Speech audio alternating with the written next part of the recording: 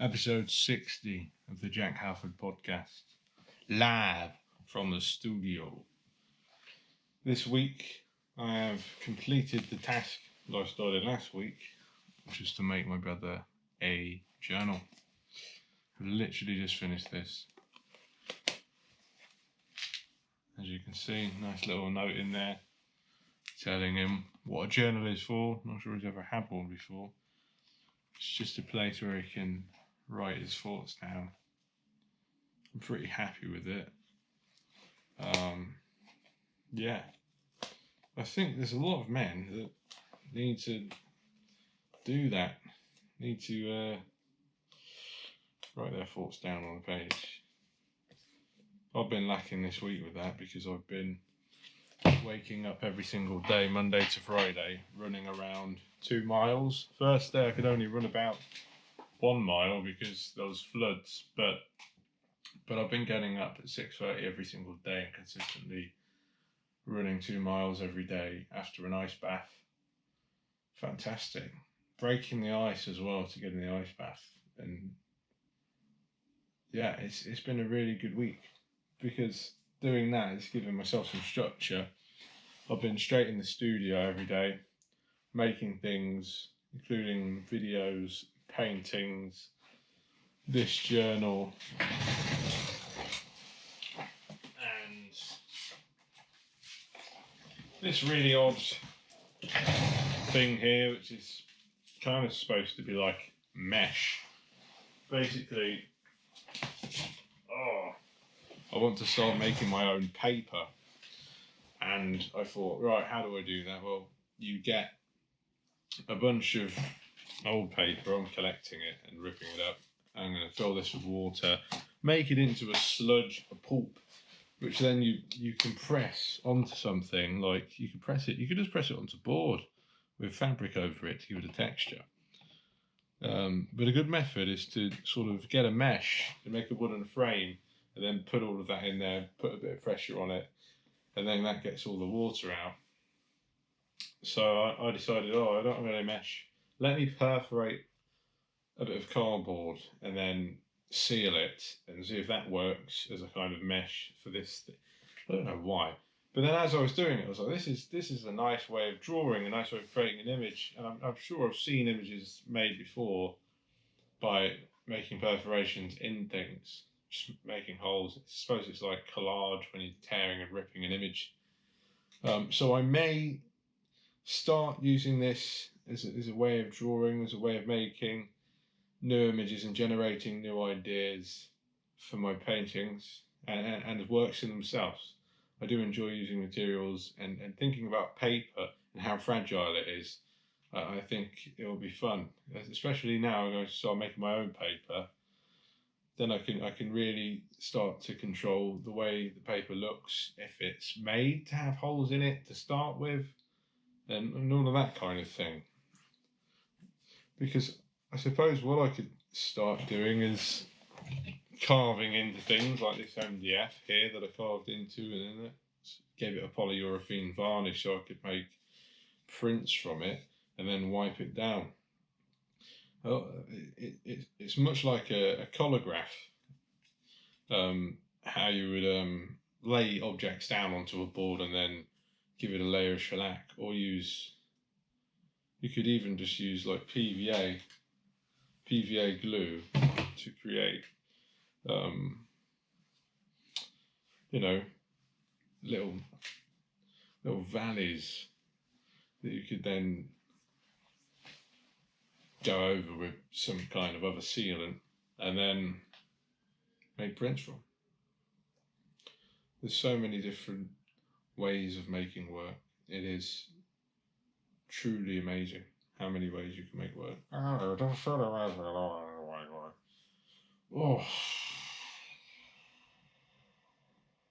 But yeah, so I'm working on a painting behind me. It was quite dull in my opinion. It's getting dull again because I've only put one layer of colours over it. But sometimes you have to wreck a painting in order to bring it back. Howard Hodgkin once said that, and I'm a big believer in it too. the things I'm trying to do with painting at the minute is use as many colours as I can and make them a bit crazy. But I'm not really a maximalist. I'm more of a let's try and get rid of things-ist. But when it comes to colour, I have got a thing for it at the moment. But I think that colour is a wonderful thing. I like to sort of use this Rubik's Cube as an example of how any colours can really go together if you know how to think about it. I've just put an order in for Joseph Alba's Interaction of Colour Expanded Edition as well, which I'm looking forward to reading. But I really, really want to investigate colour. And I think as a painter, that is what I should be investigating. Just like Isaac Newton. Make my own sort of colour theory up. Which is just, I mean, a colour theory, what is colour theory? Theories about colour. So it could be anything from understanding the visible light spectrum to just saying green and red go together or complement each other, sort of clash. But I am beginning to really, I think it's because of the running and because of the early starts, it gets the blood flowing, and I really am starting to think more and become more of an academic thinker again, especially being in the studio and just reading the odd page of a book here and there. Not forcing myself to read 8 pages a day and do all of this nonsense. I think it's good to have these goals or things in your head, but I do also think that you should really be concerned with the main thing that it is you're trying to achieve, which for me is to dedicate most of my time to the creation of artwork, and then I'm also recording that process so that I can make content for social media and also just understand more about the human condition and life itself, to come up with my own sort of philosophies, understand perception, because I'm wanting to write about that. I am writing around that every day.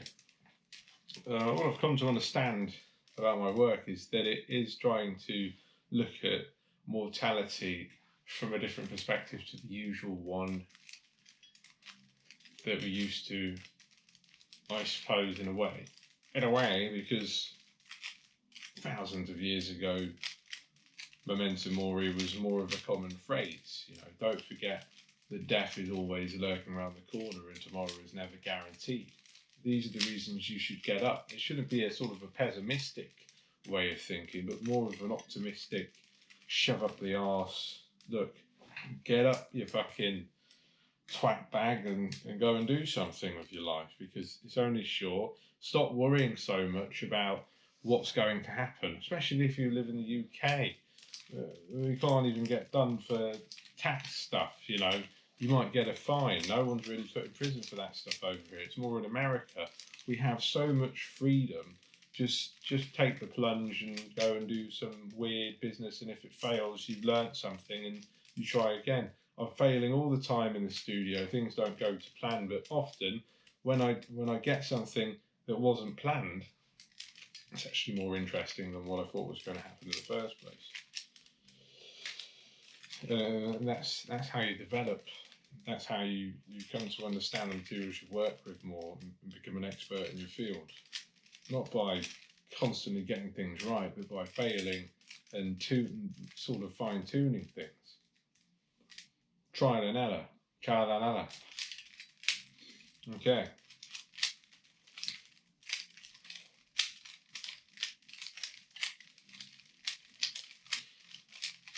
Okay, I suppose I talked about the protest last week with the Reform UK party. Having delved a little bit further into the Reform UK socials and I understand a little bit more about immigration numbers online and things, I'm starting to think, yeah, it's all a load of bollocks, you know. There is so many empty residential properties in the UK, I can't count them all. I remember the first year of uni we were asked to write an essay about an exhibition that we've seen recently, and I decided to write it about an exhibition that was held in a building that was once I suppose, a bathhouse for the local population, which is where people who didn't have baths would go and bathe so that they could be cleaner, and it would sort of make the whole area a bit more cleaner and less prone to diseases and illnesses, let's say. So a lot better. And then I think it was derelict for a bit, and then turned into a boxing venue. And the Craig twins had a fight there, which is interesting. Disgusting gangsters who are sort of glamorized by the film industry. I know you sort of see them in suits and think, oh yeah, gangsters aren't like that anymore. Well, I can tell you they are, because they still do acid attacks, they still rape women, and they're disgustingly horrible people, and you wouldn't want to really hang out with them when they're doing the dirty work that they do. Sure, they're bad boys, but I don't think bad boys are anything to sort of glamorise, you know. Disgusting. But the point I'm trying to make here is talking about this building, which was bought by a housing developer, and all of that housing around there sort of turned into unaffordable flats and things and luxury housing. And then this building, I was just thinking, well, this is the end of that. There's so much history here, and it's sort of turned into a community space, have this exhibition and everything. And then all of this housing is happening. And even if they say, oh, you can use it as a community space for a while, that's kind of part of the gentrification plan. Meanwhile, we've got all that going on. But around that borough of London, Southwark is the most empty residential properties in London, maybe in the UK. When I wrote the article, there was over 2,000 empty residential properties in that borough alone. And you just think, I wonder why that is. Because so many people need homes, so many people need a place to live. There's a lot of poverty in that borough of London, and yet that's allowed to happen. It's quite disgusting. You just have to think, how many foreign investors own these properties, and how many, sort of outsiders own these properties, and why is that allowed if they're being kept empty? They're artificially inflating the housing prices, aren't they? That's what they're doing, and they're doing that as well. House prices will rise as well, because they all sort of rise in line with each other, rents and house prices. It's actually, this is quite disgusting. It's what they do with diamonds as well. This sort of false supply thing, it really pisses me off. But instead they're blaming people who are fleeing wars and need the bare minimum, the necessities. They're blaming them, and they're saying that they're the reason why we should be upset and angry, not the ruling class who are friends with oligarchs who buy properties and keep them empty and cause poverty. Just makes you think, doesn't it? I mean, I'm not for communism. I think that's quite a terrible idea. I like the idea of capitalism, but you just think when things like that are allowed to happen, something's a bit, tits up, isn't it? I don't know. What do you all think?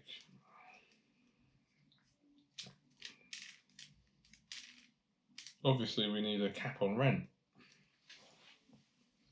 But what's interesting to me is that there are some properties in places like New York that still have rent caps on, but once the people that have lived there for years have moved or sold or whatever, then the rents will go up, tenfold. But because they've had them for so long and they're in these contracts, they get that good rent, which is great. I mean, there is good things here, like housing companies. called. I'm trying to remember. Social housing companies, but and obviously social housing that's publicly owned, great, but there needs to be more of it. They come up with all these targets, but then I'm sure they don't know how to sort of pull these things off. Because they're so into private companies, why don't they hire some kind of data company to try and figure that shit out? You know, gather data from all of these developers and people in the construction industry about averages and medians and what have you, and come up with a real plan. If I can come up with a real plan, it's all talk, it's all bollocks. They're all career politicians. How sceptical of a view to have. Skeptical. But anyway, that's a load of bollocks. The making of things. Takes time to make things.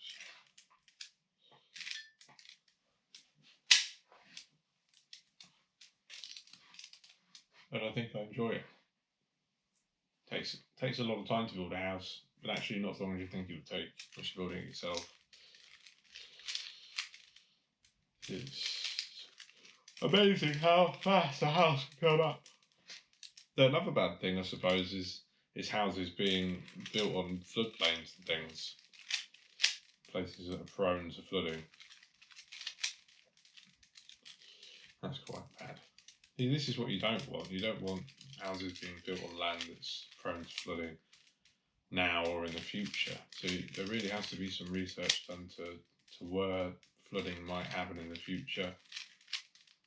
You know, I'm sure it's not all down to like how far you are above sea level stuff.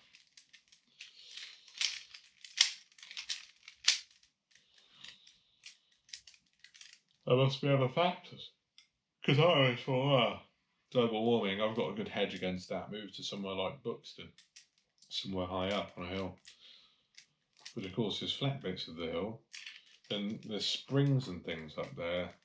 How does the water, like, it just boggles my mind. I'm like, well, water can still get there. If you have torrential rain, you can still sort of have really damaged properties and things. Oh, I don't know, fucking know.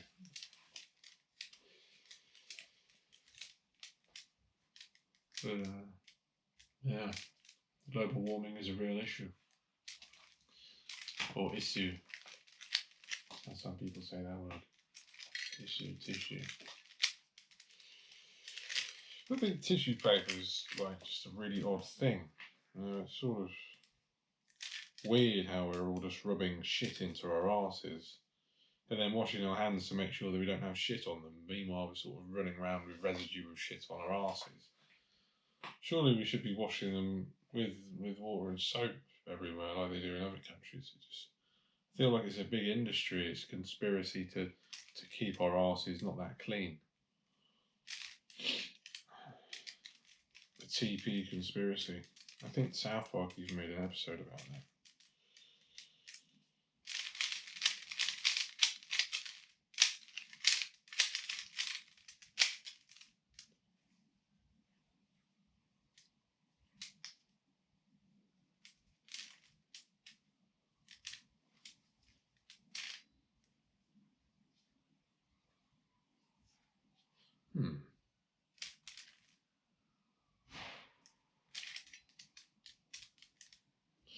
How the hell would I get that there? Rubik's Cubes are really, like, I'm sure you have to get every corner. You just think, how do I do that? I'm sure I remember. Alright. There we go, we got 3 there though. But then it's like, how do I get that back over there?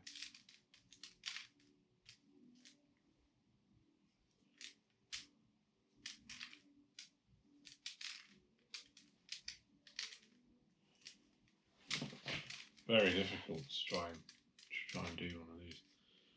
But look, What I learned when I was perforating bits of cardboard to sort of make a mesh for making paper is that it's quite a mindful activity. I started to not really be thinking as I was doing it, which helped me to relax. And I think that being creative and doing sort of creative things can help with that.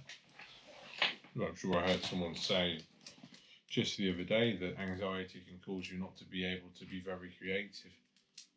And then I think she was a psychologist, and she set one of her clients' homework to go and plan a meal and prepare a meal. And it made them feel a lot better. So just doing something slightly creative where you have to use that sort of the brain can help to overcome anxiety. I think it's just fantastic. But then you've got things that are even more simple, like doing something like this, or playing a video game. I mean, people say video games are not very good, but I think they are quite good, actually, at taking your mind off things. And we all need to do that. There we go.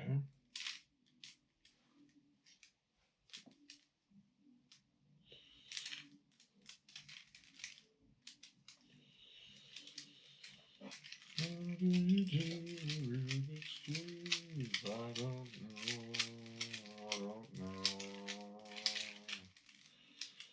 know. I think you have to get the cross first, don't you?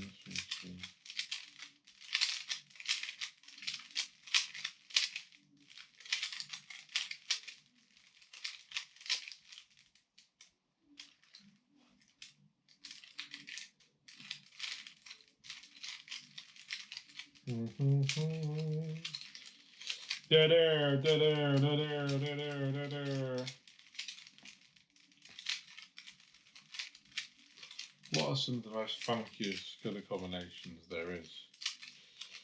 For me, I think it's one of my favourites at the minute.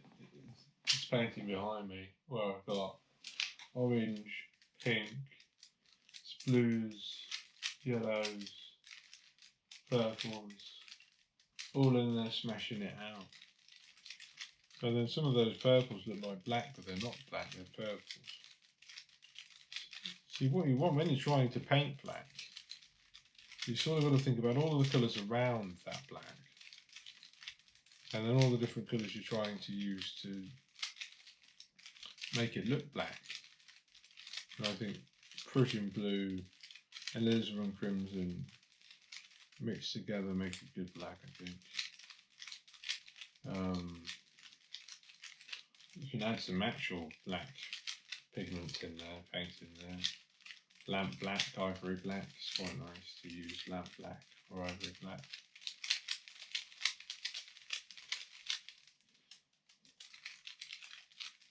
Often, when we buy cheaper paint, blacks aren't even black.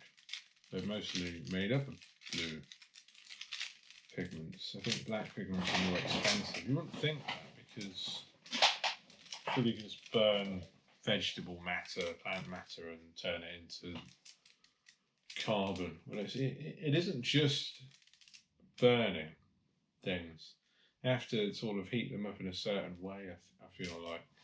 Because you get a lot of smoke, you get a lot of excess energy turning to lots of things that you don't really want. But the process of burning things, you have to be careful because it does turn into ash as well. If you want mostly carbon, what you have to do is you have to kind of make a Dutch oven and slowly sort of bake the sort of matter that you're trying to turn into mostly carbon. This is how you make charcoal, for instance. You kind of get a little container, usually metal, and then you put that within another heat source, usually some kind of fire, and then it heats it up, and slowly, over about 40 minutes or so, every single chemical in that wood is burned away and evaporates, and you're just left with mostly carbon and some other things. And I suppose that's why charcoal stick is so strong. Carbon is a very strong compound. They use it. Well, they don't use it. They do look for steel with a lot of carbon in when they're making very good knives. Like Japanese steel contains a lot of carbon. They are sort of darker in colour and they're a lot stronger. Like I've just ordered some knives and scissors and secateurs and saws and things, and some of these are made in Japan and Switzerland and stuff, and they've got very good steel blades. They contain a lot of carbon, which are really sharp. So yeah, carbon's a very strong material.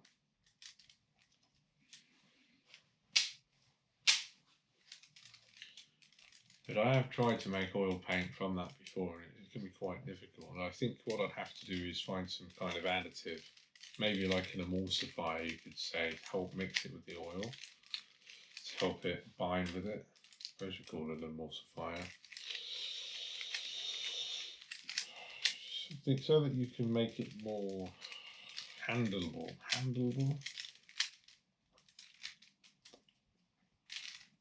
But I know with watercolours you can use honey. That's one of the things you use, Arabic gum and honey to make watercolours. Sort of heat up Arabic gum, dissolve it in water and then mixing pigment with it, a bit of honey. Yeah, add other things to oil paint.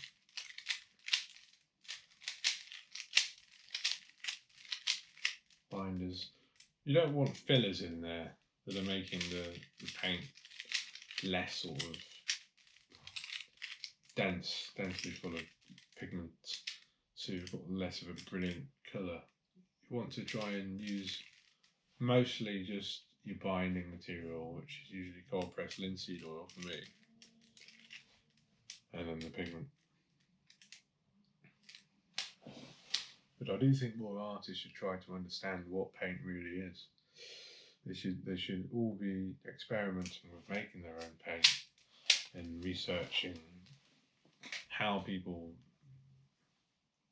didn't have tubes of paint available to them for a long time. So only just recently, when we had the Impressionist painters who were painting outside with tubes of paint. Only recently. Before then, a lot of people had to make their own or hire assistants to make it for them. And then back then, I suppose, artists, it wasn't just people of leisure and people doing it for fun. These materials cost a lot. If you wanted certain colours, you had to, go a long distance to buy them or pay a lot to buy them, And there wasn't substitutes for colours you could only make with beetles and odd things like that, stones from Afghanistan. You'd have to be trading with people that you couldn't really understand, maybe sometimes, on boats carrying lots of other things, lots of spices.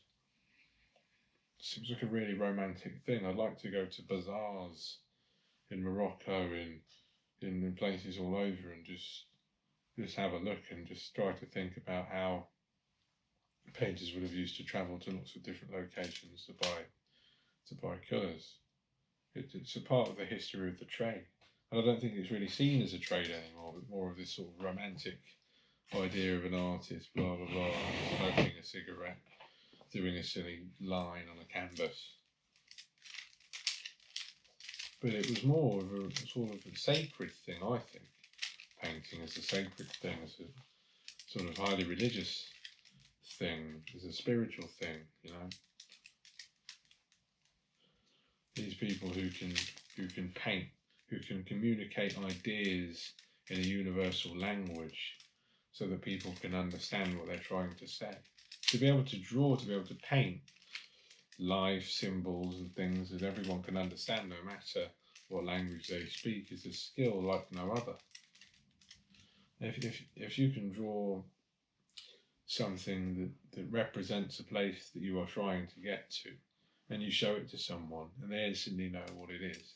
That's a skill, and that's a skill that I've learned, and it has taken me since childhood. Every day I would draw on cheap printer paper. I would buy jumbo pads of this cheap shit paper, and I still love cheap shit paper just because of how accessible it is. You can always get it. You can always get cheap paper, and I always have a pencil on me. And so can everyone else. You can get paper for free. I love using packaging paper. It's the best art medium. Paper is a fantastic substrate. It really is.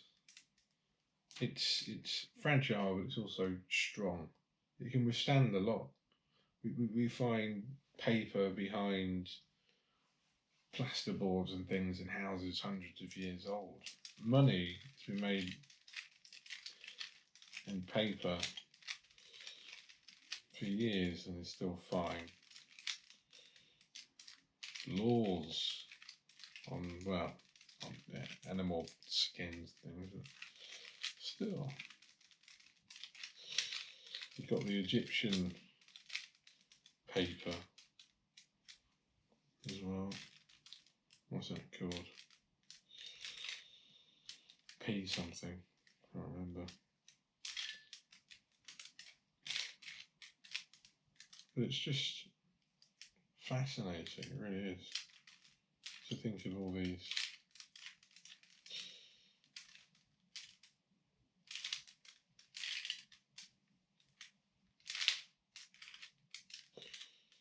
All these, there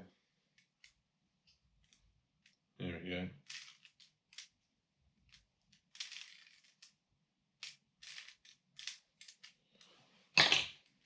Yeah, like, well, you gotta move stuff so that it goes to the right place. You've got to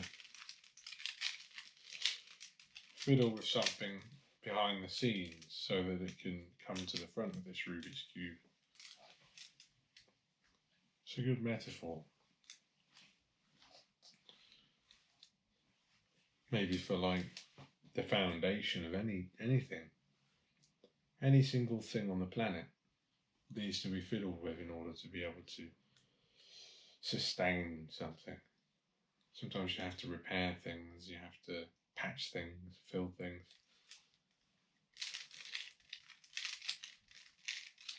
And painting and paper, taping it together.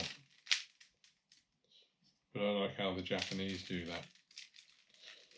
How they'll break something and then use that repair to make it even more beautiful by using gold to sort of cover the cracks. So imperfection is something to behold sometimes. An imperfect stone, an imperfect mark can start to look beautiful. The key just need to really inspect things and to enjoy them for what they are, rather than to try to manipulate them sometimes. I think we do that too often in life, and that's why I like to just let the material speak for itself. Paper, ripped and torn at the edge, taped up, still works. You can still read the message. Powerful thing on a fragile material. Wars have been declared and ended, and we've been told about that through paper.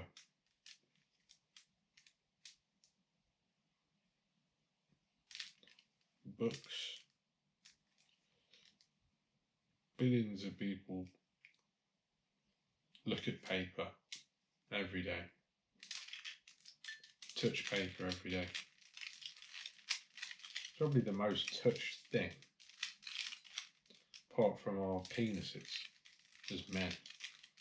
Probably touch paper the most, probably the most touched material on the planet.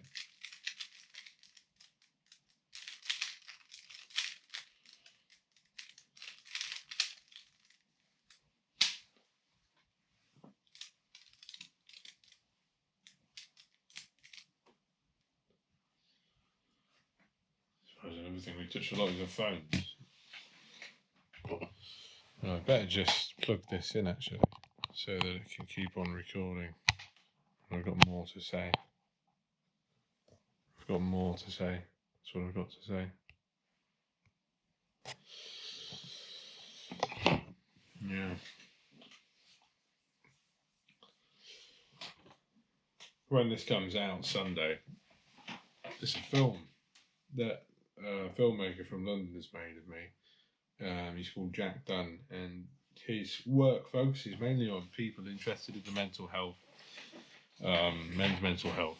He's done a brilliant photography series of photos, taking photos of all these men that go to a lake or a pond or a bath, and they do cold water swimming, and it's great. He goes to schools, I think, and he just talks and stuff. Currently doing an MA in anthropological documentary making or something at the University College London. Not the Euston campus, but the other one somewhere else. I don't know where it is. But anyway, this film is great. It's a piece of art. It really is. And I just love the way he's done the colour grading and the editing and everything. He's used a great piece of software called DaVinci Resolve, which is what I like to use as well. It's free. There's a free version of it, but that version is great. Many professionals use it in the film industry as well. Great alternative to Premiere Pro if you can't afford Premiere Pro. But I'd just get acquainted with it. If you like filmmaking, getting into that industry, then knowing how to use this software will help you to be able to use any editing software, really, because all the shortcuts and all the sort of basic things you need to be able to do with editing software are basically the same with all of these things. But yeah, great film. Sort of goes from me talking about and performing exercise in the form of pull-ups, and then in the studio painting, and then getting my hair cut by my mother, and so she's in it too. Just a nice storyline and nice transitions from one thing to the other. It's really good. No, I wouldn't say it's a film about my artwork itself. More about me as a person, and also about the possibility of a man, a modern man, being able to sort of have a duality about them.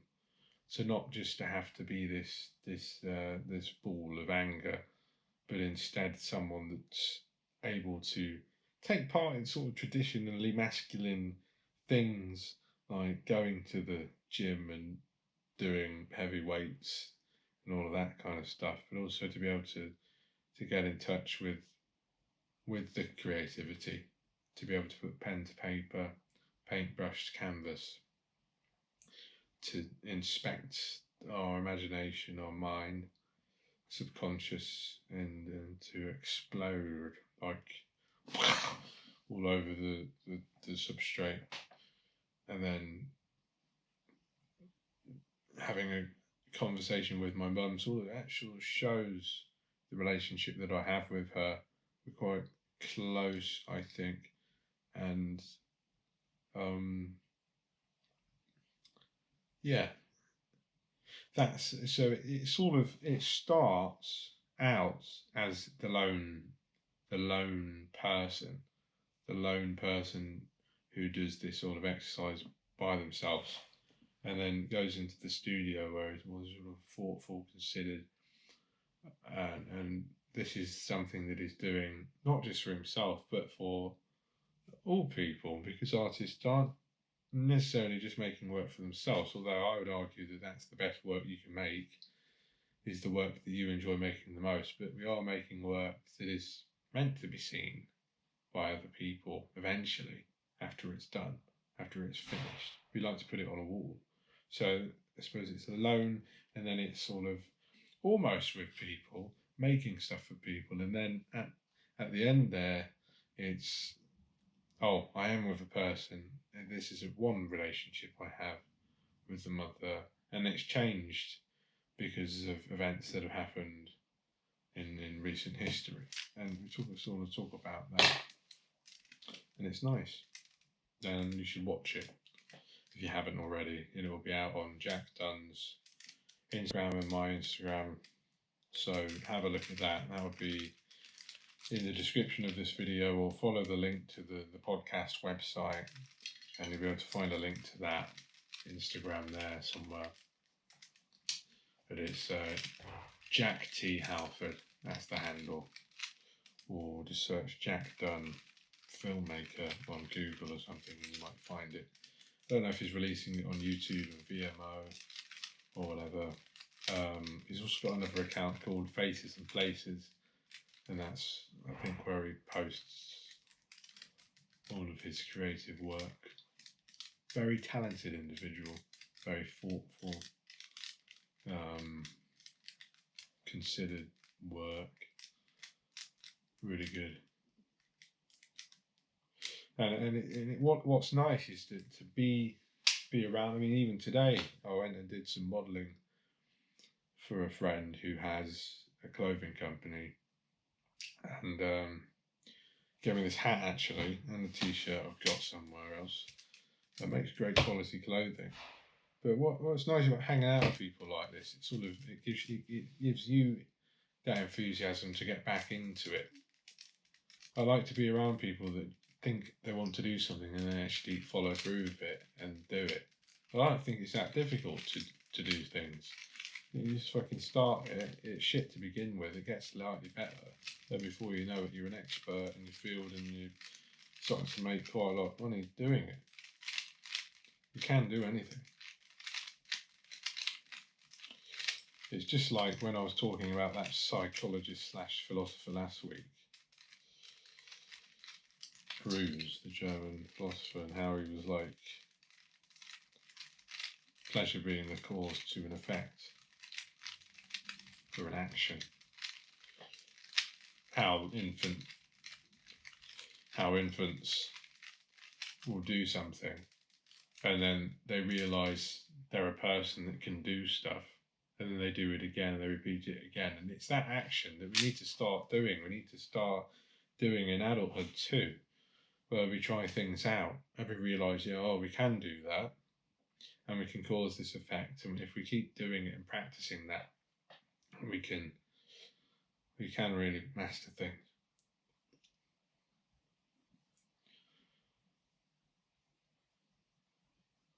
Again, a repeating sentence quote from somewhere unknown: lead with curiosity, not fear. Brilliant. Now, fear is a useful thing. It really is. So is negative visualization, and we covered that last week, but I do think curiosity is something that we should be very concerned about and lead with it day to day. Inspect things, look at things, observe things. We pass by buildings, and then once they're knocked down, remember something being there, but we can't quite remember it. We walk through cities not looking at the centuries-old facades just above the new shop fronts that look absolutely shit. Neon 24-hour vape shops on 250-year-old buildings with gargoyles on. It's disgusting. Look up. Just like that film with Leonardo DiCaprio in, where the world's gonna end. Don't look up. You might fucking see something.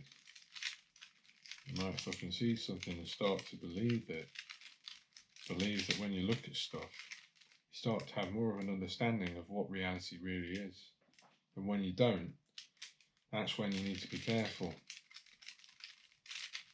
That's when you're being played. That's when you're not really seeing what's really there. When you're not paying attention.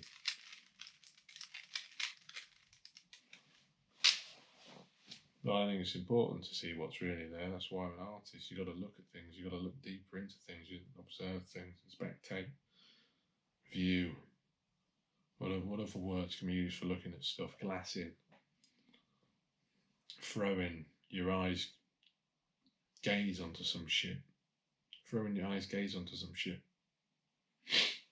Look at stuff. Look at things. Be with them. Gargoyles, gremlins, little devils with penises on. You're missing them. They're there. Swastikas on door fronts. But they're not Nazi ones. No, no, no. They're not Nazi swastikas. Have a look. Go to an Indian restaurant. You might see some. Very interesting.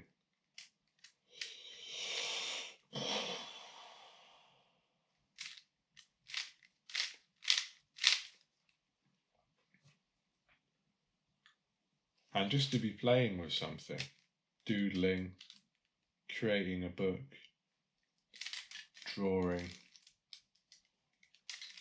perforating holes in cardboard, popping bubble wrap, going on a run, slow jog, ambling along outside, seeing your breath in the light of my headlamp, thinking, yeah, this is quite good, this thing we call life, isn't it? You know.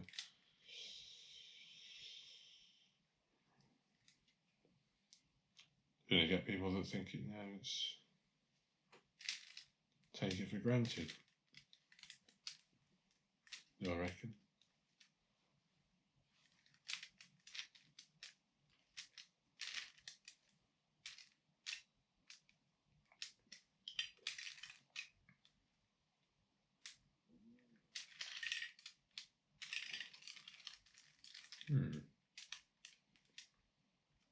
I wonder how.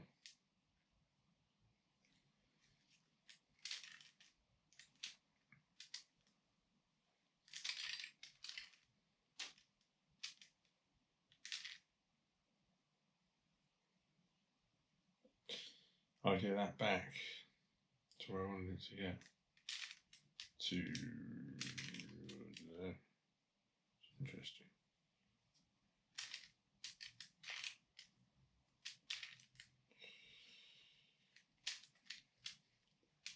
Never completed a Rubik's Cube, but I love playing with it. It's frustrating. It is. How do you do it?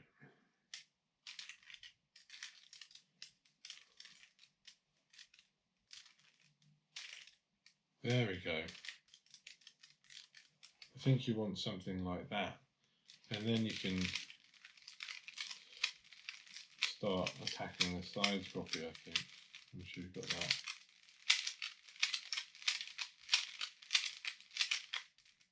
Maybe. Nope.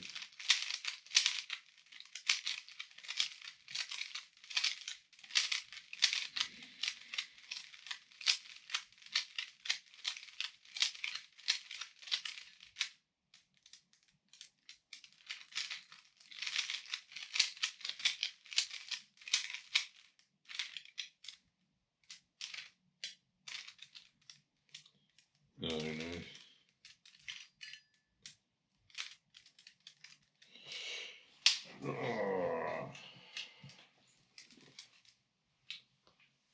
Well, I suppose I've said some quite interesting things on this one. This was episode 60. Lots of long pauses, nice deep breaths and weird noises. Lots of playing with a Rubik's Cube and insights into looking at things. I hope it made you think. Make sure you try to do that. Not too much. And look at stuff.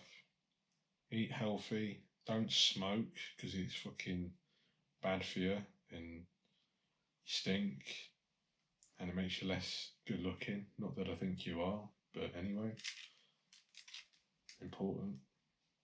Health is wealth. Well, it can be nice sometimes. I can't eat with a pint. Not gonna lie. Yeah.